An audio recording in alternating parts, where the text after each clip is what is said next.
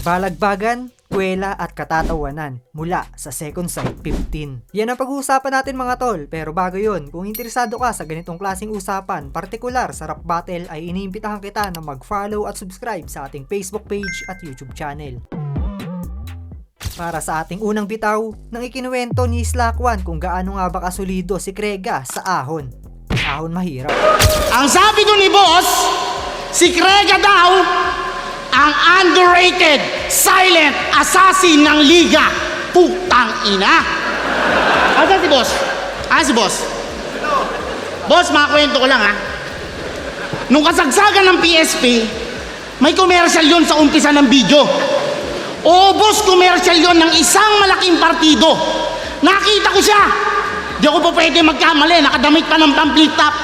Alam mo ba kung ano sinabi? Ganto. Ako si Krega, ahon mahirap. Pukining ina mo! Underrated silent assassin! Anyari, di ba maprinsipyo kang tao? Mahal mo yung bayan, galit ka sa kahirapan, ikaw yung simbolo ng pagsisikap. Sa uprising, malalim ka. Ayaw mo nang kinikeng ko yung flip top. Kuwang-kuwang mo yung respeto ng hip-hop kasi nga, ikaw si Krega. Ahon mahirap.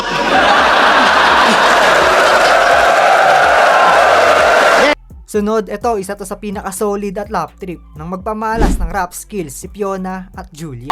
Ako si Fiona! Ako si Julia! Kailangan bilisan kapag nagsasalita parang agad nilabasan, kakabitin nyo kaya. Hiling nyo sa mabilisan para ba natatae? Dami na gumagawa niya na yun o tabi-tabi. Buti pa dito na lang kayo sa amin dumapan na maranasan yung mahagon ng swabe. Dadangi, masinabuon yung katawan. May jakol pa nakasama ang sabi. May pano pa sa puwet, tas konting alabet, pagalit para medyo salbahe. Alam mo yung bagong laya, pag tumira pa hilata, gano'n naman titigman mo, grabe. Kaya kung gusto nyo na makarena, humiga kayo sa kama, may suot pa ng kadena. Iba po sa inyo ang dalawa na magdalena, huwag kayo maginate. Sumunod kayo, dali na. Hawak ka sa leeg kapag tumataas baba. Patagal na kung lumalakas pa ka. Tuloy na sa pagbayo, wala ka maririnig. Shit! Tapos putok nyo sa bibig. Shit! Ang sarap! Dama mo, bawat linya ko parang nakipaghalikan sa bingo. Wala pa.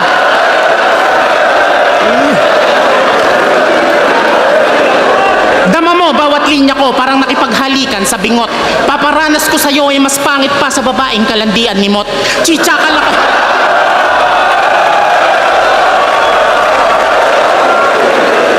Chicha ka lang kay Manda. Fish cracker lang tong karpa. Matapos kitang pulutanin, di ka na maaalala. Lamang daw to sa akin kung isusukat yung mga barang nilista. Kasi mas madali daw na makuha na parang inis niya. Malamang madali magets ina-acting mo.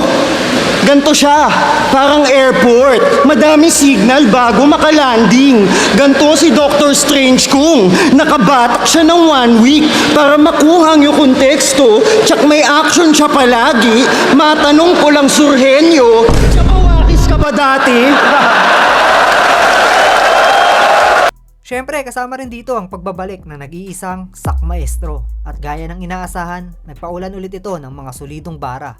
Pero hindi lang yun ang inihain niya sa atin dahil nagpamalas din ito ng mga komedyang linyahan. Paano masasabi mag-e-evolve ang linyada mo sa hinaharap kung wala ka nang anak, kababuyan pa yung ina-adapt? Ngayon, si JR Laplapan at si Sir Deo, nagpasaan lang sila ng COVID. Itsura neto pag lumalaplap po parang isdang wala sa tubig. Isa sa mga rare moment noong Second Sight 15 ay noong magpamalas ng seryosong rebuttal, ang rebuttal lord na si Topper. Ang ganda mo, pakis.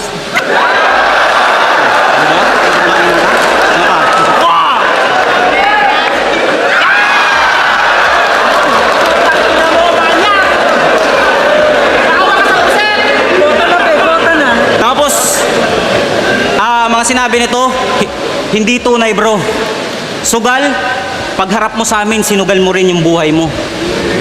O ano, biglang liko. First time ko mag-rebat ng matino.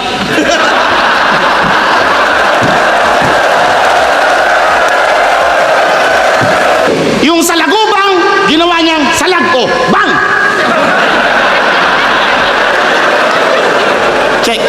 Paano yan yung salagin to? Kasi hinto. Kung kiningina mo, surrogatis reference, wag mo nga kaming ginagago. Tangina, kung si Lucas, apo ni David, eto, apo ni Leonardo. Kalabang ko, farmer at cow. Kailan sunod na sampa mo what out of town? Sunod na sampa ko kay Husky sabay ground and pound! At tangina na ito ni Husky, tanga. Kala niya apelyido ni Kuya Dennis talaga. Pero ang bait ni Kuya Dennis talaga. Ang bait ni Kuya Dennis talaga.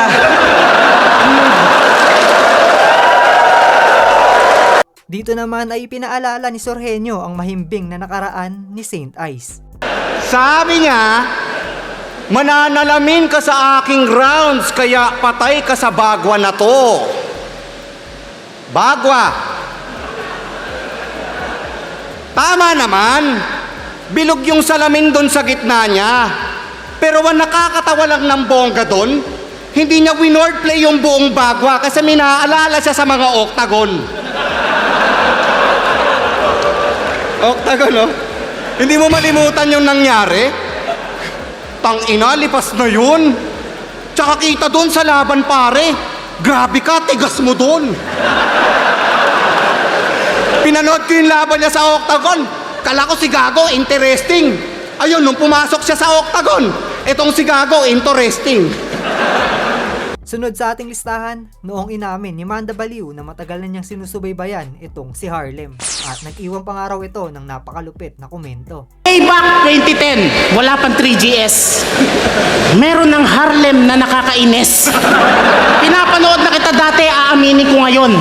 Mga komento pa nga sa'yo, Harlem ang wak mo. Ako nag-comment nun. Real talk lang, tol.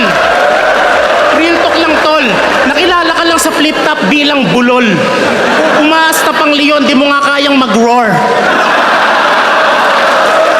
Ito, isa rin to sa pinakamakulit na linya noong ikinuwento ni Husky / Julia kung paano niya nakita ang legendary Tupac ni Cripply. Yung kanya naman, hahawakan ko na sana kaso yung kamay ko biglang tinula. Ay, sabay lagay ng scarf sa etits niya. Tignan mo, oh, parang si Tupac. Hoy, pango! Yung ilong mo, boneless. Nung unang kita ko dyan, kala ko doorbell. Masarap mo ilong press. Balita ko, may sakit ka na daw sa bato. Pansit Canton pa more, tangina mo. Mamamatay ka na palalim, mamimiss ka namin. Galingan mo na pre, baka last battle mo na to. Naiintindihan kita kung bakit maaalat na food trip di mo matiis. Masarap naman talaga ang kanton, sabi ng tropa kong nagdadialysis. Ang angas-angas mo, hindi ka naman pala healthy. Hirap ka na palang umihi. Tangalim, tanggal yung yabang mo pag may catheter ka na sa titi. Sumali tayo ng Family Feud. Naalala mo ba yon? Aminin mo man o hindi, ako dahilan ba't nanalo tayo doon. Eh paano? Sabog na sabog kayo. Kung ano-ano sinasagot nyo ni Mike Sweet.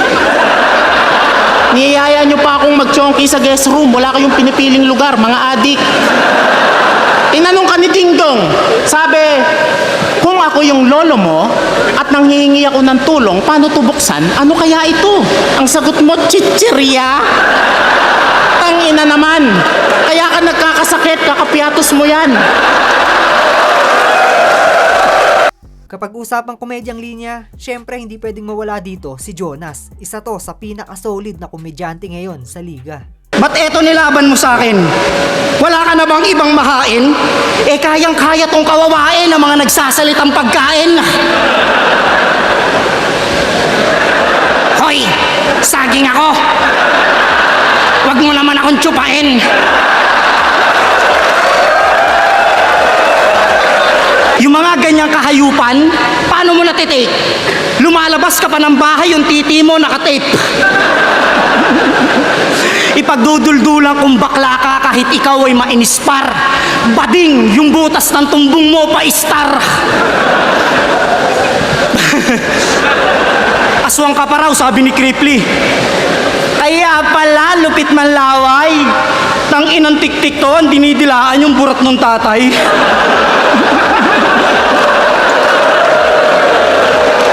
Oo, Pero lahat ng lihim mo ay mabubunyag na tol. Aswang sa bahay nyo, ang daming titing putol. Mga di nakakaalam, nung naglaban si Looney at Righteous One, ako nag-organize nung sunugan. Pagkalabas nung poster, nag-PM kagad to sa akin out of nowhere. Walang kaabog-abog, nilista ko siya kahit sa battle wala pa sa kanyang umo-order. Kaya kung may dapat kang sabihin sa pagpapasugal ko, yun ay dapat magpasalamat ka na lang. Kasi sumugal ako sa kakayahan mo kahit mukha kang 2013 na boss atan. Di ba pangalan ng isang anak mo ay Mandy? Na yung muka kapareho mo ng hugis? Pinangalanan daw niya yung Mandy kasi pinanganak daw ng Lunes. Bisaya ka, tangina ka. Anong tawag mo doon? Wordplay? Tanginang hidden meaning yan. Ano? Para unique o para masabing matindi? Di ko tuloy maiwasan mag-isip kung si Thirdy pinanganak ba ng Thursday. At para sa ating huling pahina, na magsanib puwersa si Cripply at Topper para iparanas kay Husky ang pinauso niyang Hintay Kamin moves. Hoy! Tangina mo! Ikaw pala si Hintay Kamin? Ano, Crep? Handa ka na ba? Kantutin na natin! Hawak kamay! Malabadang! Yang tindig mo alanganin! Kaya eto! Damhin mo! Ang tigas ng TV namin!